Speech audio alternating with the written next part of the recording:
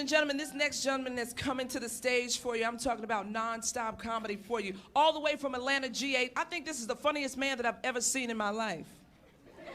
Y'all show some love for Mr. Don D.C. Curry.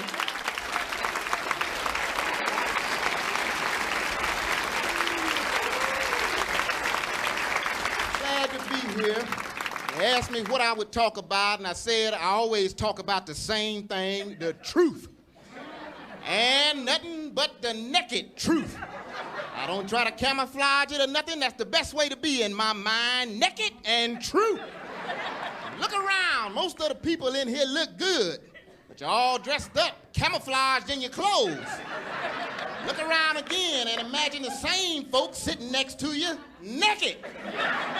Some of them don't look too good now, do they? A whole lot of them looking at you saying the same damn thing, but that's the best way to be, naked. There's an old saying. They say you come into the world naked and you leave the same way, naked. I believe that, and I also intend to enjoy some naked-ass days in the meantime. I ain't got to have a whole lot of folk around. I don't need a whole lot of folk around. Sometimes I just get naked and sit down and enjoy my own damn self. You can identify yourself. If you're naked, you can get in touch with yourself a whole lot easier.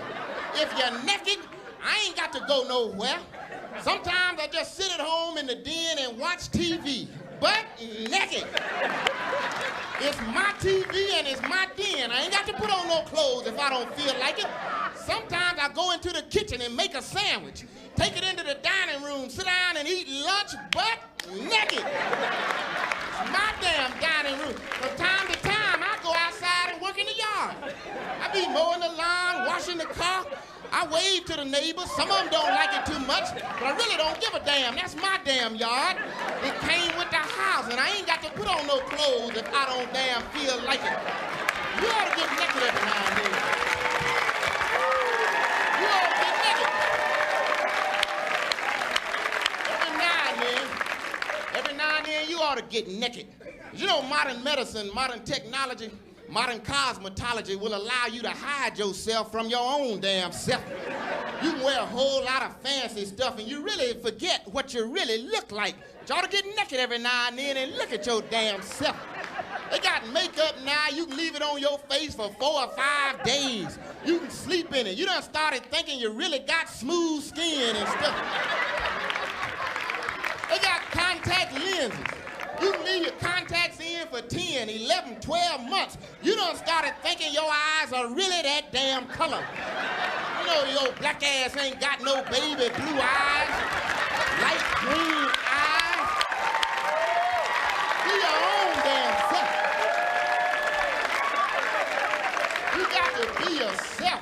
Why disown your mama and daddy wearing a bunch of phony shit? Long silky hair hanging down your back. When your daddy had hair like steel. Your mama had hair like wool. That don't make silk. That makes steel wool. That's what your hair ought to look like. Be proud of your own self. Be proud of yourself. Get naked every now and then and identify yourself. It'll make a better person out of you.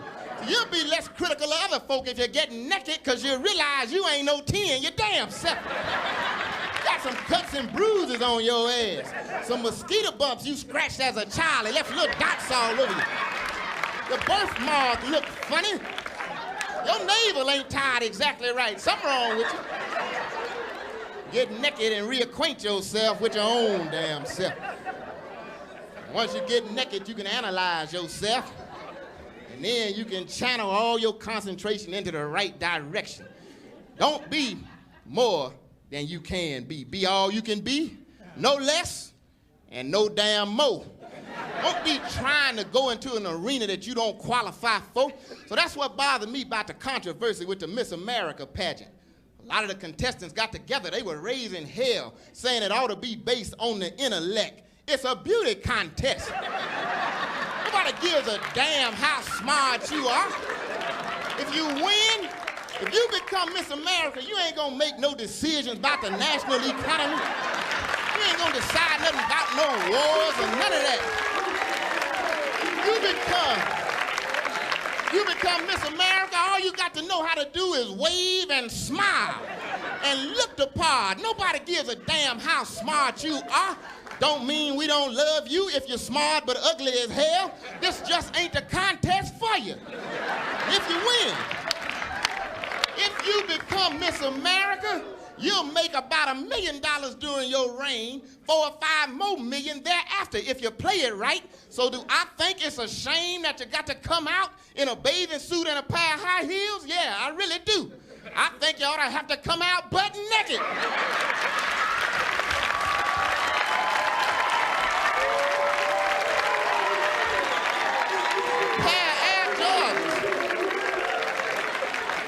You ought to come out in a pair of Air Jordans, get to the end of the runway and do the Tootsie Roll for 4 or 5 minutes. You got to stay in your own arena. You can't be forgetting where you came from, losing your heritage. That's what happened to Michael Jackson. I ain't talking about him marrying Lisa Marie Presley. I think that's a good couple. Both of them look funny to me. Both of them worth a whole lot of money. And that was the bottom line. Mike had to marry somebody worth $700 or $800 million or more, just like he was. So I really don't know why black women raising hell about it. You couldn't have married your poor ass. You don't qualify. You think the media on him now? What if he'd have married you? Your 78 Cutlass Supreme parked out in front of the ranch.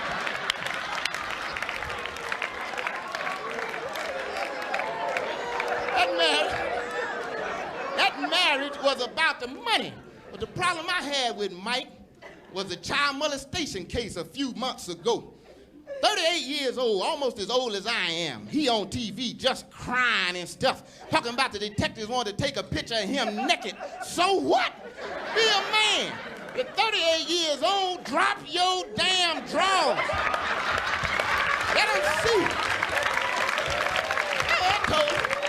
Drop your damn drawers, Mike. Let him see your little polka dot penis. So what? Been traveling all over the world.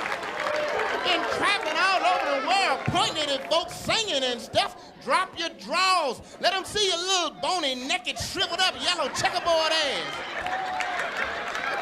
Be a man. Mike in the child molestation case gave me a problem. And I really don't believe Mike was guilty of what they accused him of. I believe he was guilty of just losing his common-ass sense, losing touch with his heritage and his culture. I believe he had the children in the bed with him. I believe he had the children in the sleeping bag with him. But I don't believe he sexually molested them. But my question is, why take a chance like that? Why have the children in your sleeping bag? If it's little people your ass likes, there are some grown-ass little people that will fit in your sleeping bag. All right. Gary Coleman. He'd have fit in the sleeping bag. Maybe not that wide head, but the rest of his little freakish-looking body. Gary, about 48 or 49 years old. Wouldn't have been no child molestation suit on Mike's hands. He don't like his mama and daddy either. They had a lot to talk about all night long in the sleeping bag. Tattoo, if he wanted a white guy before he died. Tattoo would have fit in the sleeping bag. He needed the money. He needed the work. Webster, what happened to Webster? They were dating for a while. He carrying this little bitty grown man around on TV. He would have fit in the damn sleeping bag. Can't make enough money and lose your mind. So I'll never forget where I came from. I won't forget. I came up in the church. But every now and then I go visit a white church with some white friends of mine. And really, I got no problem with the content of the material. But they can't never break it down and make it relate to me because my background is so different. Even though they got some things I really like at the white churches. They gonna let out on time. I like that. 11 o'clock, 11:30 at the latest, I'm out of there. I can go to the house and watch the whole ball game. Then it's a calm situation. Ain't nobody gonna be jumping around on my feet, hollering out a bunch of personal confessions, putting my name in the stuff.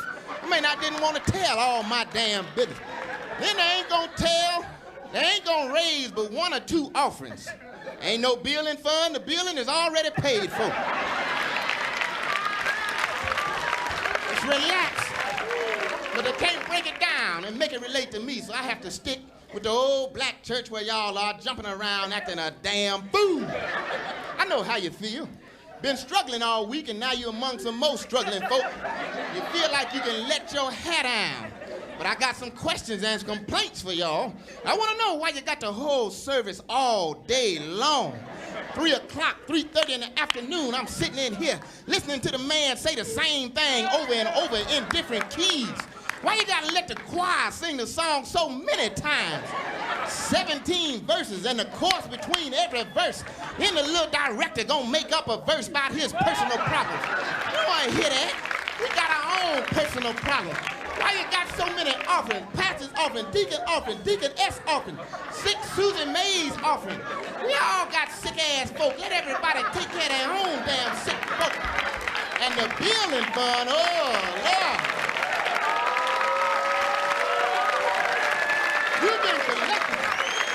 You've been collecting for the building fund for 19 years. When you gonna build the building? You trying to build an Astrodome or something? Got to be $17 million in the building fund by now. Why the announcement so long? Half of that stuff in the paper. Just set up a newsstand outside. But that's where I choose to go. I make sure I patronize my own folk. Every time I go back to the hood where I grew up, I go to a little old family-owned grocery store. You got one in every neighborhood. I know it's hard, but you got to be dedicated to patronizing your own struggling folk. You got to apply your own affirmative action. That's what you got to do. I know it's hard. I go to a little grocery store that's been there about 40 years, still ain't got a damn thing on the shelf. Get up to the counter, the price gonna be different, but you got to stick with them. I know it's hard. I don't even know why they call it a convenience store. They ain't got a damn thing you want. They call it the inconvenience store. But I'm dedicated to patronizing them, even though it's hard. Go by the little store in the morning, they ain't open yet. They late. How you gonna be late and you live upstairs in the same damn building? Go by in the evening. On the way home from work, they done closed early and got the hell on. Go by at lunchtime, the door locked. They got that little silly sign hanging on the door. We'll be back in 30 minutes. And they never tell you what time they left. Is this the 2nd minute or the 29th minute? Should I wait on your ass? And if the sign say we'll be back, that's more than one person. Why couldn't the sign say I'll be back? One of y'all could have stayed here to help my ass. Then when you get in the store,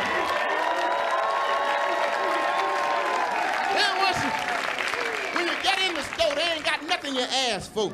They're trying to sell you a bunch of substitutes. The substitutes don't make no kind of sense. You want sugar, they trying to sell you flour and grits. You want Pepsi, they showing you the Pabst Blue Ribbon. All them ignorant signs hanging on the wall, out of this, out of that, out of order, out of service, out of commission, out of change. We'll accept nothing larger than a $20 bill. You ain't got $19 worth of stuff on the shelf. Out of business, that's what you really ought to be out of. I'm out of my mind for going out of my way to support you. But I'm dedicated. I'm determined to patronizing my own struggling folk. I got enough money now to eat wherever I want. I can go to fancy restaurants and eat a bunch of stuff I can't even pronounce. Got to point to it on the menu to keep from embarrassing myself. I can go to fancy restaurants where the waitresses walk up to the table and respect you. Ask, what would you like, sir? But that ain't where I choose to go. I go to the little old broke-down, struggling, family-owned soul food restaurant where they treat you. That's where I go, where they treat you like you ain't worth a damn. Like they really don't even want you in the damn place.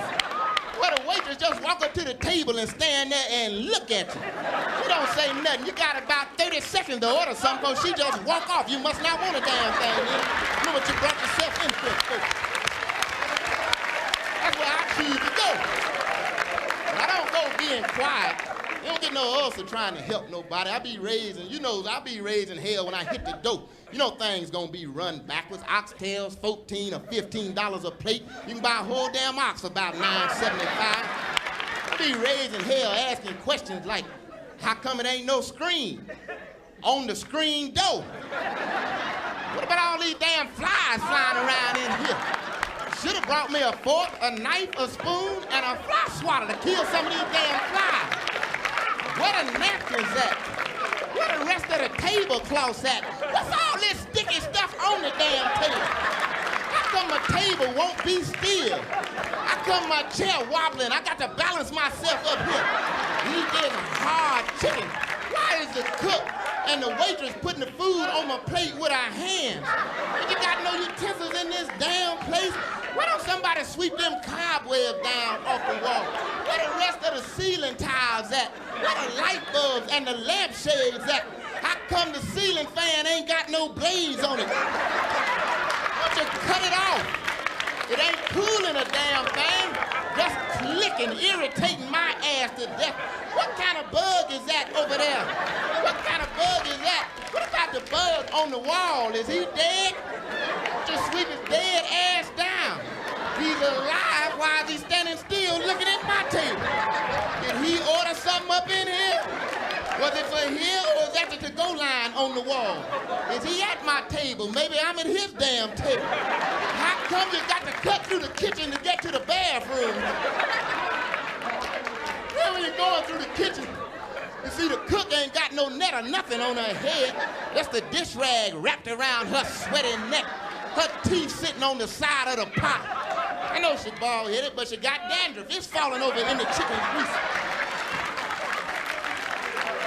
Then the other day, once I got to the bathroom and finished doing what I had to do, then I looked up and realized wasn't no toilet paper or nothing in the damn bathroom. I left my pants down round my ankles. Got up, walked back into the kitchen, snatched that dish rag off her neck, wiped myself and threw it back at her.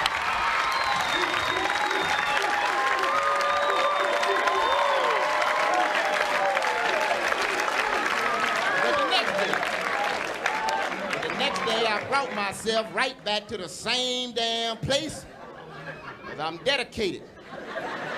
I'm committed to patronizing my own struggling folk.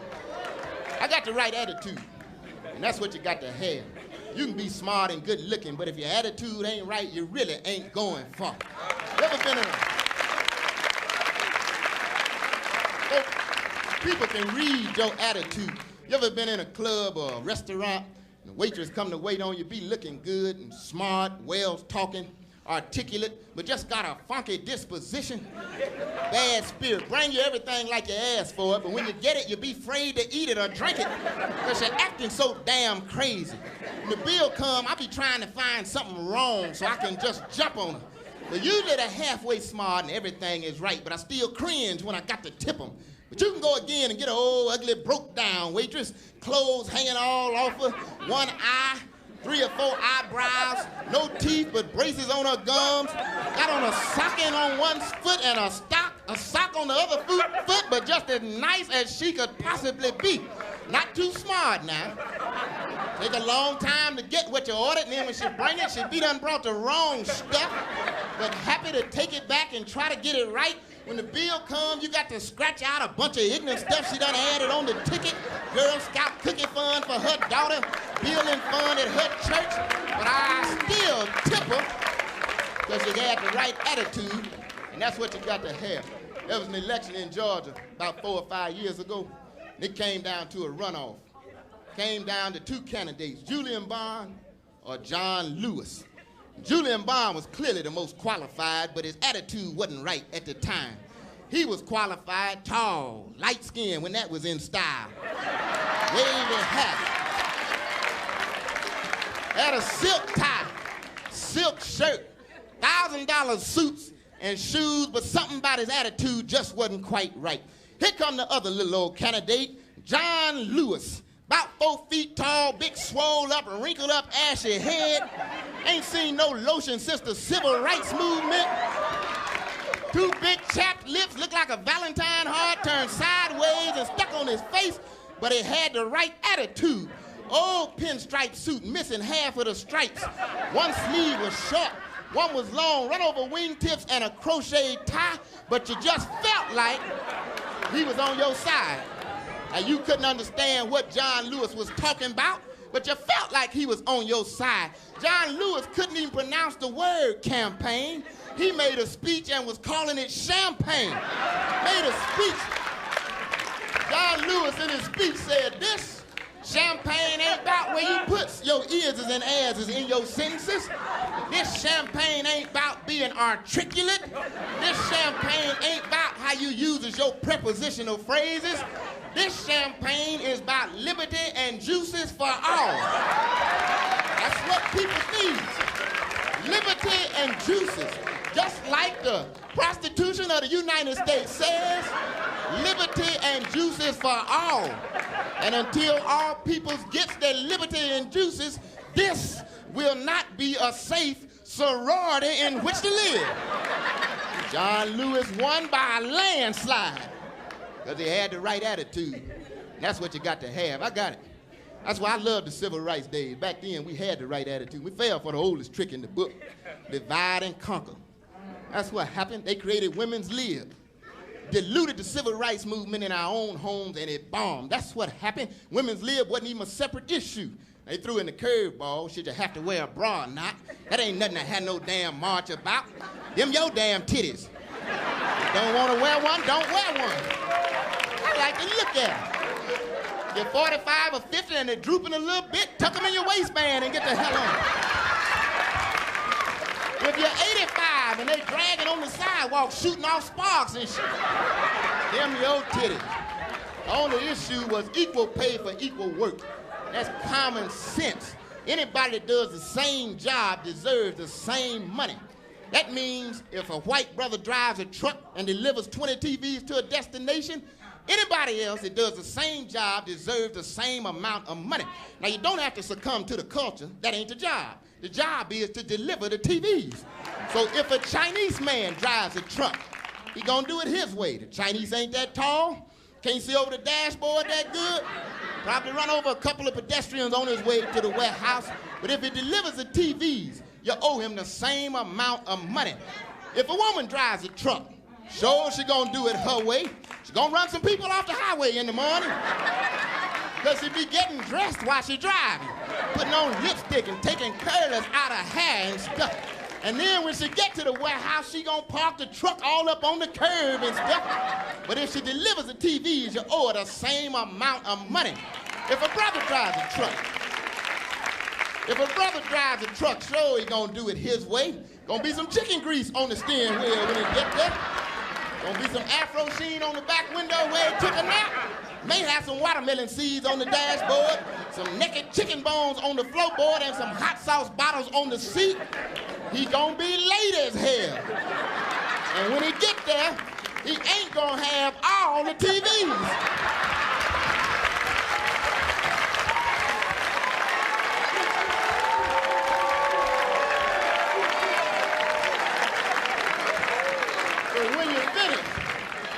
When you're finished deducting for all the stuff that's missing, you owe him the rest of the same amount of money.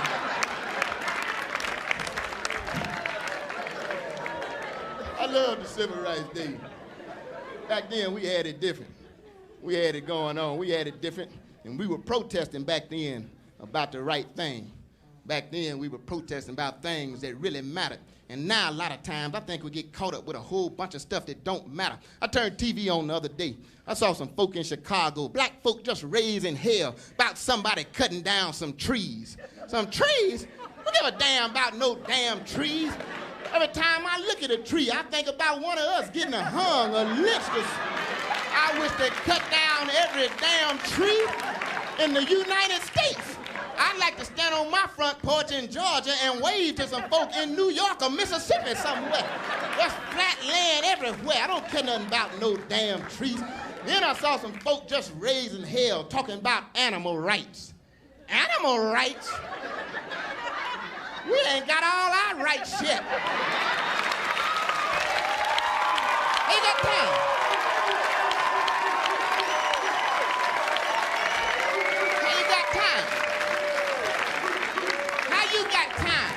Talking about some mules in the circus jumping off a diving board into a little pool of water, huh? We plowed behind them damn damn mule for 700 or 800 years. Sun up to sundown, mules just dragging us through the field. Did the mules ever say anything on our behalf? The mules were laughing at our ass. Let's laugh at the mules a while. Let them jump. I hope they missed the damn pool. Don't tell them about them mules. And I didn't like that movie they made either. Free Willy. A damn fish. Free my Uncle Willie. His ass been locked up for 5 years. Uncle Willie said he didn't do nothing. I'm dying crazy.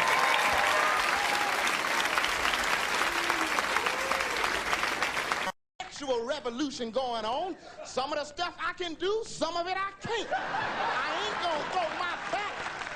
I ain't gonna throw my back out of whack trying to do something some freaky 17-year-old child invented. I stay within my own freaky limitations. So don't bring no handcuffs to bed with me. I've been locked up before. It ain't no sexy feeling. Sex is the last thing. Sex is the last thing on your mind when they walking you into the big house. You don't want to look sexy at all. Don't bring no whips and chains to bed with me. I wasn't a slave, but I heard about it.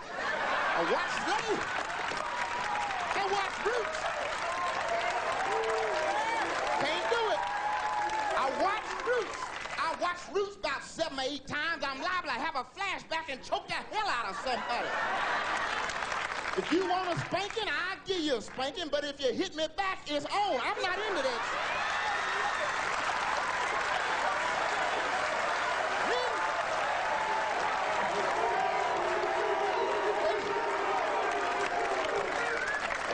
And then sometimes you just gotta go with your emotions.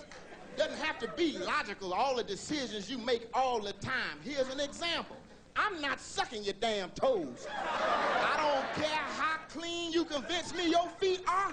You can soak them in Clorox, wash them in Tide, scrub them down with steel wool. I'm not sucking your damn toes. You can marinate them.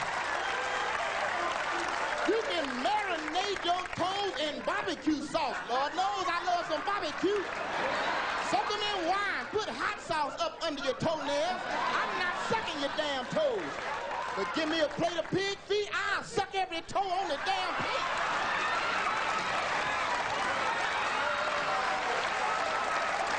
I know it doesn't make a whole lot of sense logically, but it's an emotional thing with me. And when I look at the O.J. case, I got to admit, the whole case got me emotionally disturbed. I really don't know what to think. When I first started watching the trial about a year ago, the first thing I saw was the opening statement of the prosecution. When Marshall Clark finished listing all the evidence they had against O.J., I said O.J. did it. They may as well lock him up right now. I don't even know why they're going on with a trial, all that evidence. But I kept on watching till smooth Johnny Cochran got up and started breaking it down. Johnny Cochran got a point. They got too much evidence against O.J. Nobody could have been that damn stupid. And even if it was, no one man, even if it was, could have been that stupid. And even if it was, no one man could have made all them mistakes. How could one man drop one bloody glove at the crime scene, take the matching bloody glove to his own house, drip blood all up and down Rockingham Boulevard, blood in the bushes, blood in the grass, left his hat on top of one of the bodies, blood on the fence, blood on the outside of the Bronco, blood inside the Bronco? He couldn't have done it. He got to his house, climbed over the wall and broke in his own estate for what he lived there. Ain't he got to keep it a gate? Knocked on the wall, woke Cato's lazy, ignorant, no telling half an ass up. O.J. couldn't have done all that. The O.J.'s couldn't have done all that stuff.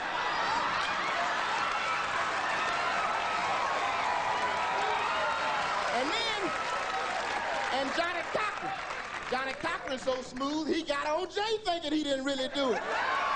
I'm Don Curry.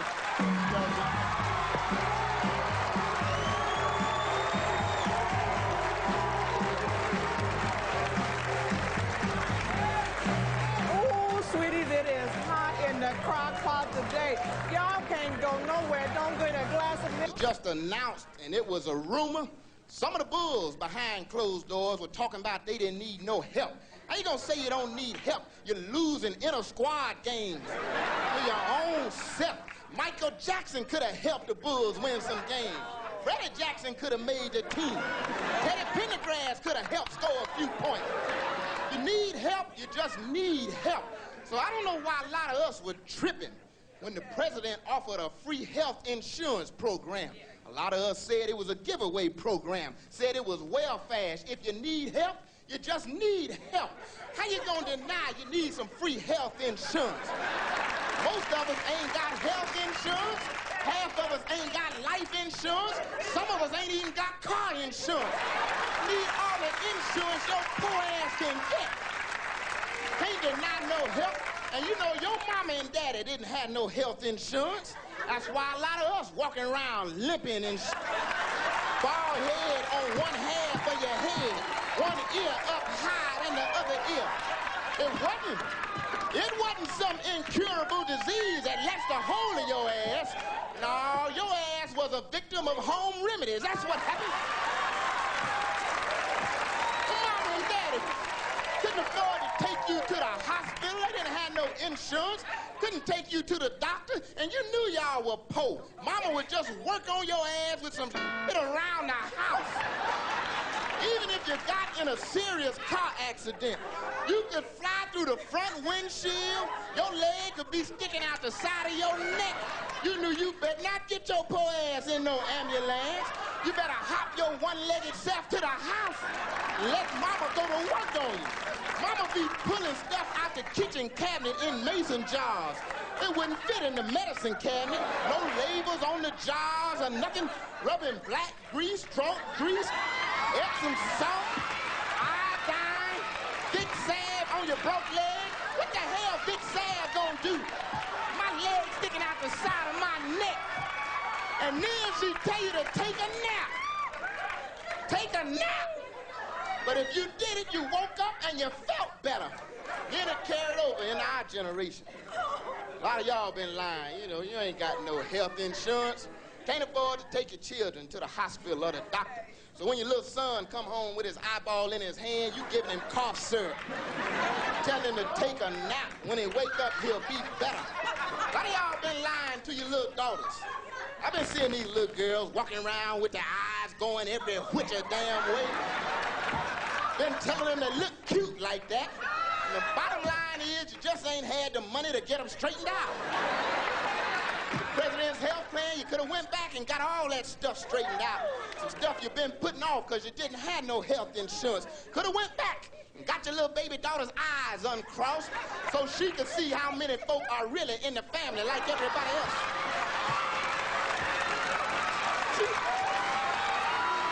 She's 14. She's 14 years old. Little child, 14 years old, thinking there's 4 sets of twins in the family. Could have went back, got your mama's crooked arm straightened out. You know, she had a stroke, you put her in the hospital, but you snuck her out before the therapy process. That's all been up. Could have bought your daddy a peg leg that reached all the way to the ground like his other leg. Then you could have got your own self fixed. You know you got some problems. You could have got your bunions worked on. Could have got your ingrown toenails removed so you could wear some regular shoes and get out of them run over flip-flops you've been wearing around town. Could have got your toes uncurled so your shoes would fit right. Could have got your corn surgically removed because you're going to fool around and kill your ignorant ass, trimming on your feet with them rusty razor blades and shit. Could have got the moles in between your thighs cut off so you could walk for more than 5 minutes at a time. Could have got them big kilos cut off the side of your damn head. Somebody gonna snatch one of them and try to put out a fire or something. You should have voted yeah for the Clinton health plan. I'm Don Curry. Y'all be careful.